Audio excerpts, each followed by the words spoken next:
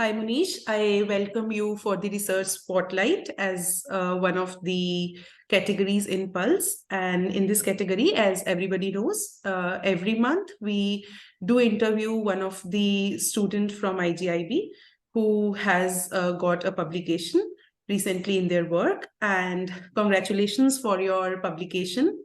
For your paper, which is a novel cis-regulatory long non-coding RNA, CAL-NC2, which downregulates the CAL protein coding transcripts in mouse neuronal cells. Congratulations once again. Hi, Prableen. Thank you so much. Yeah. So before we go on to the detailed questions, can you please give a summary of how, what was your story? What was that motivated you and what led to this question? So when I came to the lab, so ma'am has that project of that LNC RNA. So that time she wanted to look at the mammalian locus LNC RNA, that calorin gene basically. So where we have studied in zebrafish, that locus in zebrafish, and in the zebrafish there was a LNC RNA we named Durga in zebrafish. So now we wanted to study that LNC RNA in mammalian system. So when I joined the lab, so I was interested in LNC RNA, basically in LNC RNAs, and especially in role of LNC RNA in brain development. So that's why I choose this project. So the calorin gene itself is involved in brain development, and but the regulation of the calorin gene was not known that time. So we started looking at the non-coding part of the calorin gene, right? So particularly this calorin gene codes for many protein coding as well as non-coding transcripts. So the coding transcripts function was known, but the non-coding part was not known. So we started checking the expression of these LNCR, which is coming from the calorin gene, right? So we have validated the calorin locus LNCRNAs, their expression during the brain development, and we also check their expression in calorin associated neuropsychiatric disease model. Basically, we choose the mouse model. Okay, so we checked their expression in publicly available gene expression data sets. So there we found the calorin locus LNCRNA were differentially expressed or associated with several neuropsychiatric diseases like autism, autism, and other diseases, right? And in this paper, we have reported all these, findings. And further, we have validated one LNCRNA that we named CalNC2. So when we perturbed this LNCRNA in vitro model, so we found that the perturbation of this CalNC2 downregulates the expression of protein coding transcripts of the same gene. So it turns out that the CalNC2 is this regulatory RNA. So we have reported this. For further validation and mechanism part, we are still exploring. Thank you so much. Like very well explained in a very little time, the work that you have done. So Munish, like since we all know, like while working in the lab, you might have had one moment that you still remember. कि ये तो नहीं भूलेगा moment while you were going with the work of your paper. So will you like to like share any memory like with us? Yeah, yeah. So so basically हमने सारे LNCRN का expression check किया.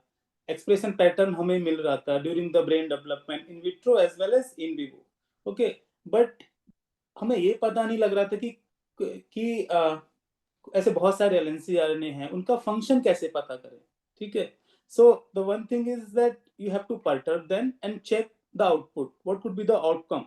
सो जब हमने इसको perturb किया CalNC2 को, तो जब उसका प्रोटीन कोडिंग आइसोफॉर्म्स का एक्सप्रेशन डाउन रेगुलेट हो गया, so that was the the big moment for मी कि ओके, LNCR ने कुछ तो करता है.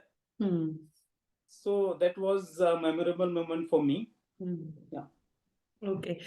Okay, so like since we have like audience from like diverse domains working in research, Munish आप कुछ ऐसा बताएं कि लाइक ऐसा है कि हर किसी को अपने अपने फील्ड में अलग अलग तरह का मुश्किल आएगा रिसर्च के टाइम, तो आप कुछ शेयर करना चाहते हैं क्या कि कुछ ऐसा चीज जो कि बहुत मुश्किल था, जिस टाइम पे आपने सोचा कि इसको यहीं छोड़ देना चाहिए, मेरे से नहीं होगा? एक्चुअली वैसे तो छोटे छोटे बहुत सारे मोमेंट्स होते हैं कि जब हम सपोज हमारा वेट लैब का काम है तो 1 हफ्ते 2 हफ्ते आपने कोई एक्सपेरिमेंट लगाया और उसके बाद उसका कुछ ऐसा जो तुम सोचते हो वो ऐसा रिजल्ट नहीं आता है, ठीक है, तो फ्रस्ट्रेशन होता है। तो that time you always feel कि यार मेरे से नहीं हो सकता है, कि ये मेरे लिए नहीं बनी है चीज। बट समहाउ मतलब लैब का एनवायरनमेंट या लैब के लोग ऐसे तुम्हें करते हैं। मेरा सीनियर थे अक्षीव और दूसरे भी जो लैबमेट्स हैं वो काफी तो मोटिवेट करते हैं कि कोई बात नहीं, ऐसे ये this is a part of the PhD, the journey, you have to just learn and leave it. So वो चीजें तुम्हें काफी ओवरकम करती हैं, ठीक है। और एज सच मतलब छोटे मोटे चीजें थी वो ऐसे रिजॉल्व हो गई, मतलब ऐसा डिफिकल्ट मोमेंट मेरे लिए एज सच नहीं था अभी तक। बाकी सब कुछ स्मूथली चल रहा है। Good, very nice. So, as a message to our audience, it is the motivation from your PI, from your lab mates, या keeps us driven. Okay, तो मनीष आप कितना टाइम लैब में रहते हो? लाइक हॉबीज होगा, सो लाइक जनरली मेरा एक रूटीन है, वो मैं मुझे 5 साल हो गए फॉलो करता हूँ। मैं कभी कभी फॉलो नहीं कर पाता हूँ, बट ऐसा हार्डली होता है। मैं अपना रूल मतलब अपना एक रूटीन है मेरा डेली का, फॉलो करता हूँ। ऑलमोस्ट 9 to 9:30 में लैब में आ जाता हूँ। क्या काम हो या ना हो वो अलग बात है। और रात को यहाँ से क्योंकि डिनर यहीं पर करना पड़ता है कैंटीन में, तो डिनर करके 9:30 और 9 के अराउंड में निकल जाता हूँ लैब, मतलब लैब से। तो वही 11 से 12 घंटे, मतलब काम तो एग्जैक्टली नहीं करते बट लैब में रहता हूँ इतने घंटे।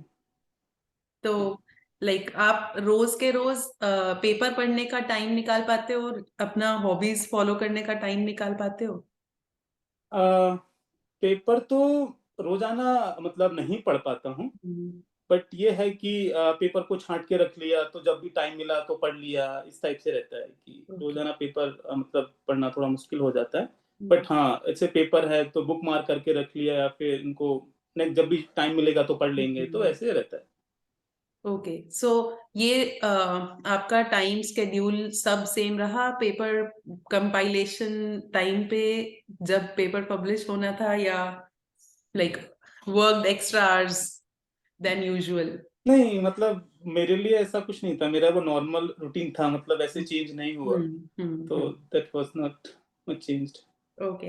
So for our audience, we will also want you to tell us about your experience with the reviewing committees, paper revision. सो या सो इस जर्नल में पब्लिश होने से पहले हमारा पेपर 2 जर्नल में भेजे थे हम पहले, उसमें रिजेक्ट हो चुका था। तो जो पहले जर्नल में भेजा था उसका रिवीजन बहुत फास्ट था। उसमें पहले हमने भेजा 1 वीक के अंदर उसका हमारा मतलब पेपर कर उनने रिव्यू के लिए एक्सेप्ट कर लिया था। तो उसमें 2 रिव्यूअर थे, तो पहला रिव्यूअर था कि देयर इज नो चेंज, सब कुछ ठीक है, हम एक्सेप्ट कर सकते हैं पेपर को इसी कंडीशन में। सेकंड रिव्यूअर, जैसे हमने सुना भी है कि सेकंड रिव्यूअर के कमेंट सजेशन बहुत ज्यादा होते हैं, ठीक है, तो ऐसा हमारे साथ भी हुआ। सेकंड रिव्यूअर एक हिसाब से बहुत अच्छा होता है कि अगर तुम्हारे पेपर में कुछ कमियां हैं तो उनको वो बताता भी है बहुत अच्छे से, और तुम कुछ इनकॉर्पोरेट कर सकते हो, अगर उस जर्नल में नहीं गया कोई दूसरे जर्नल में चला जाएगा, ठीक है। बट कुछ ऐसे कमेंट्स होते हैं जो तुम आंसर नहीं कर सकते थे, हमारे साथ भी हुआ था। कुछ उसने ऐसे सजेशन या कमेंट्स दिए थे जो मतलब हम लोग आंसर नहीं कर सकते थे, ठीक है, बट उसके कुछ सजेशन बहुत अच्छे थे जो हमने इनकॉर्पोरेट उस रिवीजन के टाइम तो नहीं कर पाए क्योंकि टाइम कम था। बट उस समय जो भी हमने रिवीजन करके भेजा तो हमारा एक्सेप्ट नहीं हुआ उस जर्नल में, ठीक है। बट उसके कमेंट्स हमने जब हमने इस वाले जर्नल में हमारा जब पेपर पब्लिश हुआ था, जो उसने कमेंट्स और सजेशन दिए थे उनको इनकॉर्पोरेट किए, और हमने वो एक्सपेरिमेंट भी किया, और हमारा वो काम भी किया एक्सपेरिमेंट। तो रिव्यूअर सेकंड मतलब काफी अच्छा भी होता है तुम्हारे फर्दर पेपर को मॉडिफाई करने के लिए, अच्छा करने के लिए। तो हमारे साथ में ऐसा हुआ। हाँ, ऑल्दो कुछ कमेंट्स ऐसे थे कि जो इररिलेवेंट थे वो हमने नहीं माने, बट ये था कि मतलब मेरे को लगता है कि रिव्यूअर सेकंड काफी अच्छा होता है अगर तुम्हें अपना पेपर थोड़ा और शेप में लाना है तो। Okay. So, like, we are thankful for you sharing our experience. One last question. Since we all know कि the day the research gets published, it's like a goosebump वाला moment. तो आपका कैसा reaction था? Plus, how did you celebrate it?